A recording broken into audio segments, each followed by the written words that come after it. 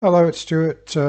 Golden middle distance races from the 70s and 80s, mostly involving Kramco and Ovett, with some exceptions, of course, because there were many fine middle distance runners in those days. So we've got 1500 meters from Oslo in July 1983, and we've got Steve Ovett coming back after injuring himself at the end of 1981 and having a fairly wretched 1982. So he's coming back, and let's have a look at what he does in this 1500 meters. It's got some very, very good runners in there, and we'll see what happens. I'm very fortunate that the recording quality on this is quite good, so let's get going. So there they go. They go this time. Ovett's in black and white. Fricker, as we expected, out in front, making the pace. So you can see the way they've gone off there. They've strung out fairly quickly, which sort of indicates that they're running at a fairly good pace. Ovett is in the middle of the pack there, which he's obviously being a bit cautious, but of course he doesn't want to let them get too far ahead. Expect him to be in second place. Steve Ovett's gone third, clear of the trouble. Walker fourth. A lot of people have commented, probably quite rightly, that since that railings accident with Ovett, he was never quite the same runner. Let's not forget, he did set a world record in 83 and ran some very, very fine races. But I have to agree that the mastery he showed between 77 and 81 looked like he'd lost his edge a bit from 82 onwards.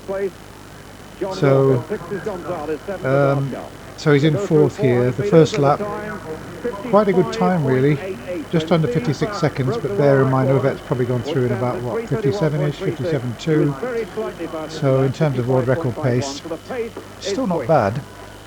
It's better probably to run a 57 second first lap than to run a 53 or 54 second first lap in terms of having a chance of a 1500 meter world record. Williamson in second place. So we've got Graham Williamson. I think that we hardly saw anything of him after 84. He seemed to be prone to injury. He had a lot of promise. He was challenging Steve Cram at one time of being one of the up-and-coming young 1500 meter runners, but it somehow didn't go quite right for him. He had that horrible fall in 1982 in the European Championship final. So let's see what the lap time is at 800 meters. And it's very quick. Well, 153.81. I wouldn't say that's very, very quick. Ovett would have gone through there in actually quite a healthy time, sort of fairly evenly paced, 57.5 laps. But it's a bit, probably too slow in order to yield a world record. At this time, Ovett, I believe, still is the world record holder. Sidney Marine took his record after this. I'm not too sure when it was. So Williamson is actually pushing ahead now with 500 meters to go. Ovett has found a good position. He's in an excellent position there, I would say. This is going to be a real test of courage on the last lap. Williamson leads. So 2:37, say 2:38. Bear in mind that Coe ran 2:36 when he ran 3:32 in 79, so but that was an uneven race. So that's not a bad sort of time to get a fast finish. So Gonzalez, he was an excellent runner in the 80s, ran some very good times and some good races, but he was never quite there in terms of winning gold medals, I believe. So Ovett here is actually boxed, as you can see. He's actually not in a brilliant position. He's got himself into a really poor position, I would say. And they're coming around. And Pascal goes down there, and that's an absolutely horrible fall. And Ovett has taken advantage of that. He's come through the middle, and look at him go. 3:33.79. Somebody was saying in the comments that the time was actually slower than that. Does anybody have any information there? But he's looking happy there. But okay, so let's just go back and have a look and see what happened in the last 200 meters, because I think you'll probably agree with me that that's not the masterful Ovett of old, but he may have been kind of coming back slowly in this season and improving gradually, which is maybe why he looks so happy to have got the win after being, let's face it, in an absolutely wretched position, an almost sort of 1980 800-meter co-like position, dare I say it. So let's just see what happened again. Let's review the last. Let's go back a bit further because I want to see how Ovett got into that horrible position. Let's have a look.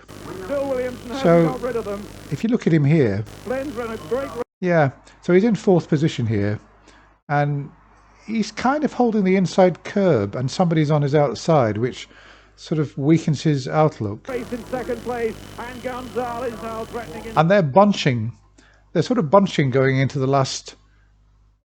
Yeah, they're bunching going into the last 200 meters, and I think this is what causes the problem. That if there'd been somebody at the front who could have strung them out a bit, then Ovett would have had the room. But then, of course, there would have been more ground to catch up. So he's positioned himself badly there, let's face it. The Ovett of old would have made sure that he was on the shoulder. He would have been in 2nd position. And why he didn't do that on this occasion, I don't know. Whether he lost his tactical edge as well as his physical edge is very difficult to say, but you would not see Ovett making this kind of mistake in the year, say, 77, 78, 79, 80 and 81, but here we are. And let's see what happens as a result of getting into bad position and being the best athlete in the field. Let's see what happens to him. 3rd, 4th is Ovett on the curb. He's kind of still sleeping here. He's not making a move. Trapped momentarily. In 5th place, above, still coming through. Look, I mean, look where he is now. He's on the inside. He's boxed all around. He's got 4 runners surrounding him. Yeah, can you see? I think I remember watching this live, and I was thinking, there's no way that Ovett's going to win from here, because he can't get onto the shoulder of the leader. Somebody that I'm not too sure who this athlete is. Oh, right, okay. Well, that's something interesting. Did you see that? Did you see what happened there? Let's just review that again, because that was, I was wondering how Ovett was going to get out of that position, and well, it's plain to see how he got out of that position. So there he is in the 5th place above, still coming through. It's just okay. So everything here is absolutely fine, no problem at all. As I suspected, number 130 is the key to Ovett winning this race. He's somehow got to get through that gap and on Williamson's shoulder. Otherwise, there's no way that he's going to win. Let's just edge it forward. Yeah, did you see that? Did you see that? I can't believe it. Well, I can believe it because he sort of did the same thing in the 1980 800-meter final. The way that he kind of did this and got his way through. He was so cheeky with the way that he did that. He was lucky not to be disqualified. I actually think he's lucky not to be disqualified in this race. So he actually elbows. This is Ovett's way of getting out of trouble. He actually elbows number 130 out of the way. Let's see the result of that. And Williamson. Well, it's not funny. I apologize for laughing. But can you see number 130 has been knocked by Ovett straight into the path of poor Abascal. Now, he didn't deserve that, did he, the Spaniard? That's a horrible fall. And I just want to go back and see how on earth, after that, what did Ovett do? I apologise for this, but you've got to keep... So much happens in these races. You've got to have 3 pairs of eyes. There we are. Yeah, he nudges him. He realises... I mean, give him some credit. He realises if he doesn't do something, he's not going to win this race. He nudges him out of the way. Yeah, okay. Even here, he's not in a good position. Even here, he's boxed. Somehow manages to... Gonzalez somehow moves over to the side slightly. And Ovett comes straight through the middle. It kind of... Gonzalez realises what he's done. He's stepped over to the side and Ovett sneaked through. Oh dear me. Well, it's plain to see. I've got to say that Ovett caused that horrible incident, and it surprises me he wasn't disqualified. To be honest, he should have been disqualified, but nevertheless, you know, he was a master of winning races one way or another, and he certainly did it there. So, but you've got to feel sorry for Abascal. He didn't deserve that. Okay, let me know what you think. I'll be back again with another video very soon.